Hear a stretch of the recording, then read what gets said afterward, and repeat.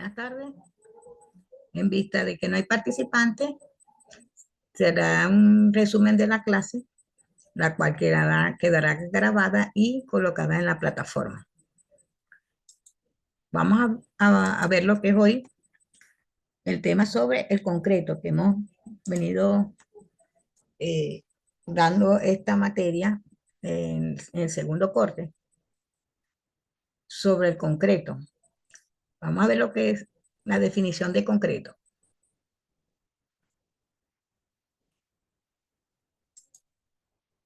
El concreto es un material compuesto empleado en construcción, formado esencialmente por un aglomerante al que se añade partículas o fragmentos de un agregado, agua y aditivos específicos. Las partículas de agregado, dependiendo fundamentalmente de su diámetro medio, son los áridos, que se clasifican en grava, gravilla y arena. La sola mezcla de cemento con arena y agua, sin la participación de un agregado, se denomina mortero. Bueno, ya hemos podido ver en el primer corte sobre lo que es el concreto, ¿verdad? Eh, Está formado por lo que es el cemento, un agregado, agua, y en algunas ocasiones se le agrega un aditivo.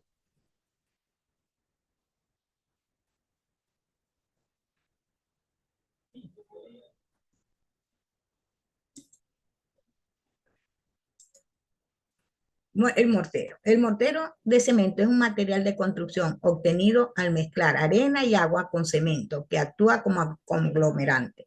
Los morteros pobres o ásperos son aquellos que tienen poca cantidad de cemento y por consiguiente poseen menos adherencia y resultan más difíciles de trabajar. Vamos a ver algunas propiedades del concreto. Tenemos lo que es el asentamiento o trabajabilidad.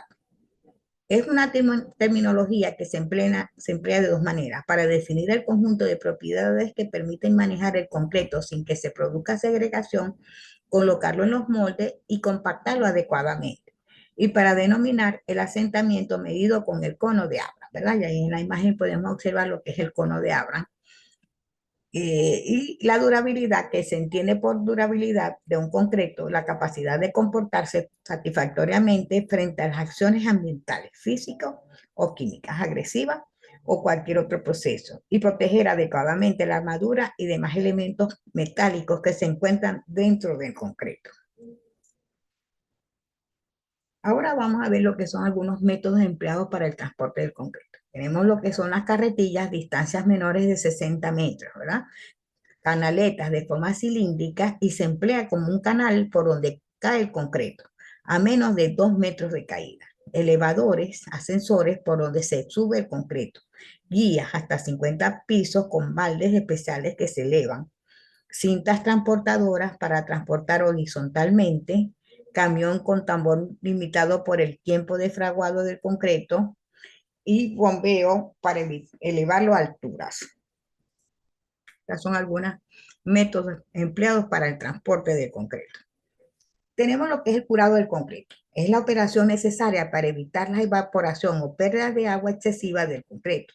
Esta debe realizarse manteniendo una temperatura de 10 grados centígrados y en condiciones húmedas las superficies de los elementos vaciados desde el momento de su colocación y prolongándose como mínimo durante los primeros 7 días. En caso de no realizarse, se incrementa el riesgo de fisuras del concreto. Esta operación debe realizarse, ¿verdad?, todos los días durante los primeros 7 días, por lo que estamos diciendo que se forman grietas en el concreto que afean esa obra. El mezclado del concreto. Se entiende por mezclado al conjunto de operaciones destinadas a garantizar la obtención de un producto homogéneo en el cual cada uno de los componentes, arena, piedra, cemento y agua, se distribuye en forma uniforme. El mezclado generalmente se realiza mecánicamente, ya que en forma manual puede haber disminución de resistencia. Tiempo de mezclado de 1 a 3 minutos, ¿verdad? El mezclado siempre se debe hacer allí como estamos viendo mecánicamente, puede ser con un camión premezclado o también con un trompo, ¿verdad? Aquí en la imagen la podemos apreciar. Cuando se hace a mano es porque es un concreto pobre que no necesita mucha resistencia y por eso que lo pueden, pero para concretos que necesitan bastante resistencia no hay que hacerlo nunca a mano. Tenemos lo que es los ensayos del concreto, la resistencia del concreto, ¿verdad? Hay varios ensayos, vamos a ver los dos que más se utilizan. Eh, En la determinación de la resistencia no suele hacerse directamente sobre el material colocado en obra, sino sobre una probeta normalizada de cilindro de diámetro 0,15 metros y altura 30 centímetros, que se ensaya en el laboratorio. En una prensa se mide la fuerza que hace que falle el cilindro. Luego se divide esta fuerza entre el área y se obtiene la denominada resistencia del concreto. Aquí en la imagen podemos apreciar la máquina universal, ¿verdad? Es donde se coloca el cilindro, ¿verdad? Se le aplica la fuerza y este cilindro va a fallar a determinada fuerza que se le aplique. Eh, Luego se divide esta fuerza entre el área y se obtiene la denominada resistencia del concreto. Ustedes también pueden por internet buscar en los videos en YouTube donde pueden ustedes ver cómo en los laboratorios se hace esa prueba para que ustedes puedan tener un mejor conocimiento sobre este ensayo. Tenemos lo que es el cono de Abraham, consiste en un cono metálico truncado de 30 centímetros de altura con un diámetro de 20 centímetros en la base inferior y de 10 centímetros en la base superior, abierto en los dos extremos. Este molde debe de estar provisto de asas, como estamos viendo allí en la imagen, ¿verdad? Y de aletas de pie. Igualmente se requiere una barra lisa de acero de 5 octavos de diámetro con punta semiesférica de aproximadamente 60 centímetros de longitud. El procedimiento de ensayo consiste en tomar las muestras de concreto fresco, se humedece el interior del cono y se coloca sobre una superficie lisa, plana, horizontal y firme. Luego se llena el molde en 3 capas, ¿verdad? Los moldes lo vamos en 3 capas, lo vamos a ir llenando y eh, compactando cada capa uniformemente con 25 golpes. Con la barra de acero eh, eh, con la barra de acero. Se retira el exceso de concreto con una regla metálica de forma tal que el cono quede perfectamente lleno y enrasado, ¿verdad? Luego se saca el molde levantándolo con cuidado en dirección vertical y lo más rápidamente posible.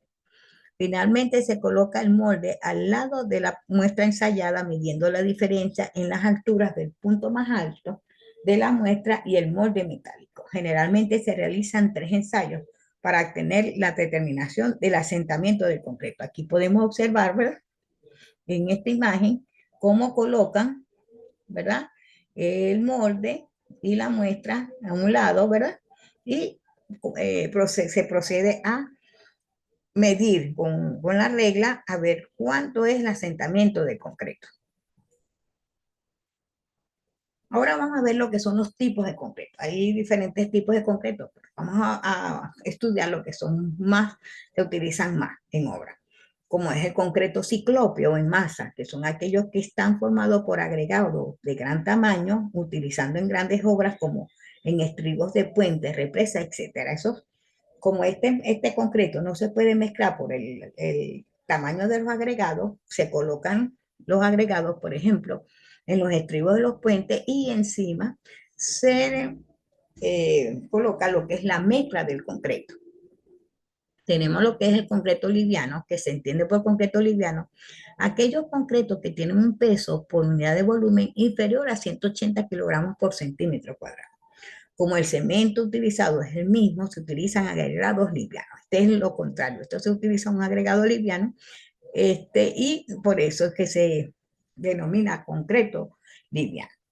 Tenemos el concreto premezclado estándar, que es la forma más usada de concreto, el cual se prepara en una planta especial y posteriormente se envía al lugar donde se realiza la obra. Este concreto es muy utilizado, ¿verdad? Porque se mezcla en planta, ¿verdad? Y se es enviado a la obra en camiones mezcladores. La calidad de este concreto es el mismo como si se preparara directamente en el sitio de la obra. Se tratan de, como el camión mezclador va eh, con un movimiento en el tambor, ¿verdad? Esto para que no frague el concreto y se obtiene una buena calidad de este concreto. Ahora tenemos el concreto prefabricado. Este concreto se está utilizando mucho actualmente, que se refiere a que el concreto utilizado en la industria de la construcción y se fabrica en planta, ¿verdad? Eso se fabrican, todos los elementos se fabrican en planta y son traídos a la obra ya prácticamente solamente para hacer el armado, ¿verdad? Y el concreto armado, que es el concreto que ustedes siempre están acostumbrados a ver en obras, ¿verdad? Eh, con estructuras metálicas en aquel concreto, el cual es vaciado sobre una estructura previamente armada, que es la estructura metálica, ¿verdad? O la que nosotros conocemos por el acero de refuerzo, y por eso este concreto, ¿verdad? Es el que más se utiliza en construcciones que necesitan una gran resistencia. Tenemos el concreto pretensado, que es aquel tipo de concreto en el cual se tensan unos cables mediante unos gatos hidráulicos antes del vaciado del concreto. Y el concreto posttensado, que es aquel tipo de concreto en el cual se tensan unos cables mediante unos gatos hidráulicos después del vaciado del concreto.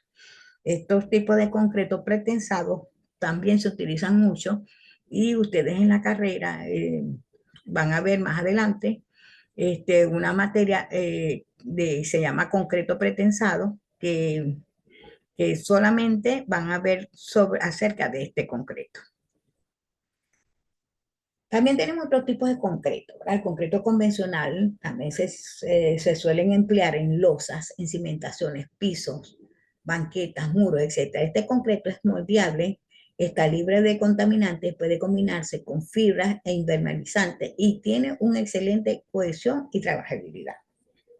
El concreto bombeable, que se trata de un tipo de concreto que presenta un asentamiento de diseño de 4 pulgadas, la cual la hace tener una excelente manejabilidad, permitiendo su colocación a través de equipos de bombeo, ¿verdad?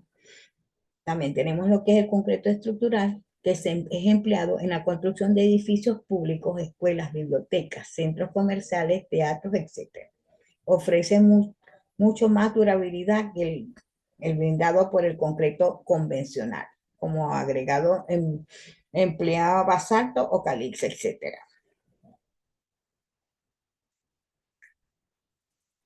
También otro tipo de concreto que se están utilizando actualmente, que es el concreto reforzado con fibra, que es un tipo de concreto que entre sus componentes emplea las fibras macro o micro, siendo perfecto para usar en ciertas aplicaciones estructurales, ya que las fibras logran sustituir el refuerzo con varillas de acero y a la vez llega a disminuir el encogimiento. Cuando hace uso de macrofibras, el concreto se torna mucho más dúctil y resistente en la aparición de grietas y posterior propagación.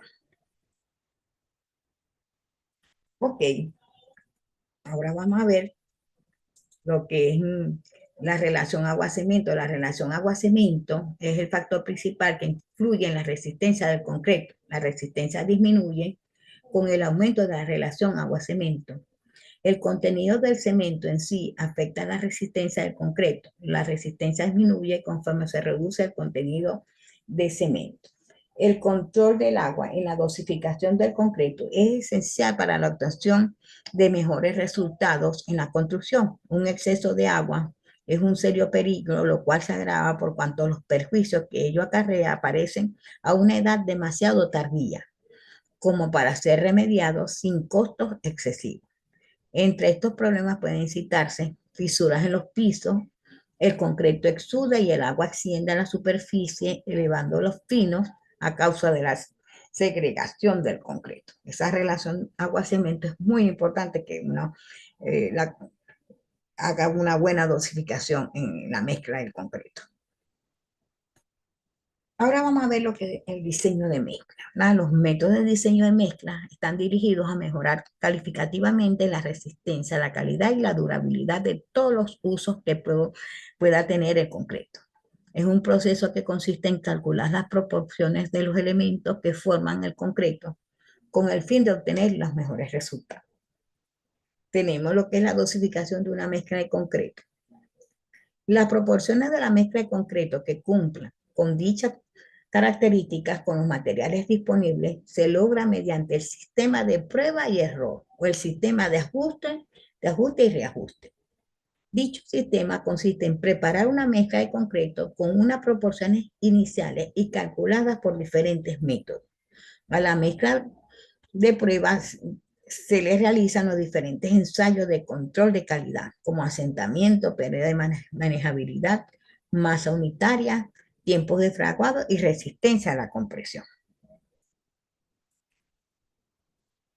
Estos datos Estos datos se comparan con la especificación y si llegan a ser diferentes o no, cumplen con la expectativa de calidad, se reajustan las cantidades, se elabora nuevamente la mezcla que debe cumplir todos los ensayos de control de calidad.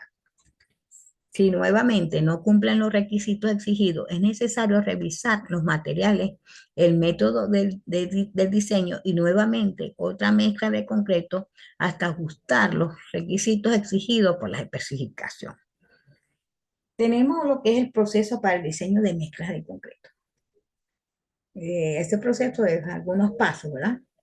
Tenemos que lo que es el estudio de las especificaciones de la obra, definición de la resistencia, compresión, flexión, elección del asentamiento, determinar el tamaño máximo y tamaño máximo nominal, estimación cantidad de aire, estimación contenidos de agua, definir relación agua-cemento, contenidos de material cementante, verificar la granulometría de los agregados y estimación de agregado grueso.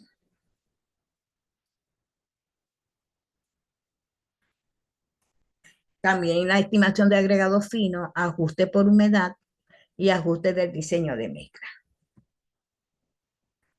Ahora bien, vamos a ver lo que es los aditivos del concreto, ¿verdad? Dentro de los aditivos del concreto, estos aditivos son productos químicos que se añaden al concreto con el fin de modificar sus propiedades en estado fresco o endurecido. Tipos de aditivos tenemos los reductores de agua que permiten preparar la mezcla menos cantidad de agua manteniendo el mismo asentamiento. Plastificantes permiten obtener una mayor fluidez en el concreto con el fin de facilitar su colocación. Mejoradores de resistencia que producen resistencias muy altas que la correspondiente a la relación agua-cemento de la mezcla sin aditivos. Aceleradores de fraguado aceleran el endurecimiento del concreto, se usan especialmente en la elaboración de prefabricados. Incorporadores de aire producen gran cantidad de burbujas de aire cuyo efecto es de mejorar la trabajabilidad. Bueno, hasta acá hemos concluido con la clase hoy.